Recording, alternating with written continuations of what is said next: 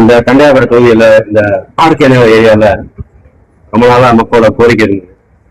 என்னென்ன கோரிக்கைன்னா, இந்த இப்போ 4-5 நியாய கடைகள்ல அரிசி பருப்பு நேரங்கள்ல குவாலிட்டி கம்மியா கொடுக்குறாங்க, குவாலிட்டி தரம் இல்லை அப்படின்னு ஆய்வு பண்றதுக்காக நம்ம எம்எல்ஏ கூட மினிஸ்டர் சார் கூட வந்திருக்கோம்.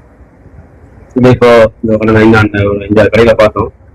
மக்கள் விளையாட்டணும் அந்த தரத்தையும் அதோட விலைகள் அதோட எப்படி சப்ளை பண்றாங்க, இங்க இதெல்லாம் நம்ம சப்ளை கொடுக்குறோம், இந்த பொருள் இங்க வருது, அது கூட வந்து தரமான பொருள் வருதா, அது கூட இங்க வரும்போது கரெக்டான வெயிட்ல வாங்க கொடுக்குறாங்கன்னா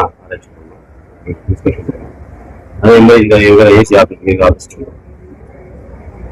இங்க பக்கத்துல இங்க வரும்போது இங்க என்னென்ன எப்படி நடைமுறை என்ன பண்ணிட்டு இருக்காங்க, இங்க இருக்கிற அதிகாரிகள் எப்படி இருக்காங்க, நிர்வாகிகள் இருக்காங்க, இங்க புது ரேஷன் அப்ளை பண்ணாங்கன்னா அந்த ப்ராசஸ் எப்படின்னா மக்களோட கால ஆலோசனை பண்ணி அமைச்சருடைய கேட்டுட்டு இருபத்தி 15 பேஸ் கொடுத்துருக்கோம். இப்ப நம்ம அங்க போகும்போது நம்மளோட அந்த கடைகளை மட்டும்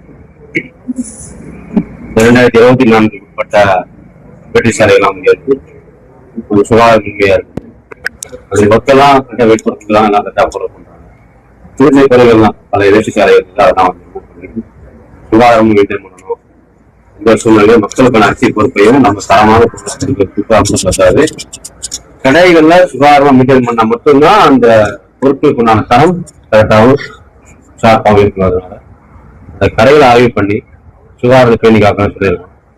கடைகளை சுற்றி இருக்கிற பகுதிகளில் நகராட்சிக்கு சொல்லி அங்க கடைக்குள்ள மட்டும் இல்ல, கடைகளை சுற்றி இருக்கிற போதும் சுகாதாரம் மட்டும்தான் மக்கள் வந்து பொருட்கள் வாங்கி செல்வதற்கும், அந்த பொருட்கள் குடவுல அந்த கடைகள்ல வச்சிருந்து மக்கள் கொடுக்கும் போதும் சுகாதாரம் மெயின்டைன் பண்ண முடியறதுக்காக நகராட்சி நிர்வாகத்திற்கும் நம்ம கடைகள் இருக்கிற சப்ளை பண்ற சொல்லியிருக்கோம். அறிவுரை கொடுத்திருக்கோம். நீங்க சிஸ்டம் ஃபாலோ பண்ணுவாங்க, ஃபாலோ பண்ண சொல்லியிருக்கோம். அது கலெக்ட் பண்ணிருக்கோம்.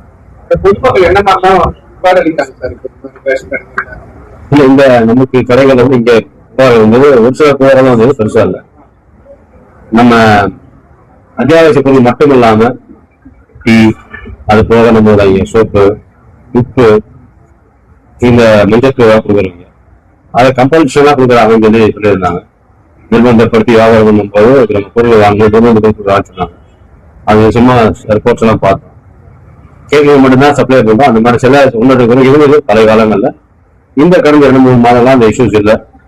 என்ன மக்கள் தேவைகளோ, என்ன கேட்கிறாங்களோ, கோதுமையா, அரிசியா, பருப்பா, என்ன கேட்கிறாங்களோ அது போல விதா பொருட்களான சோப்பு, உப்பு, மஞ்சள் தூள், இதெல்லாம் கேட்கிற பொருள்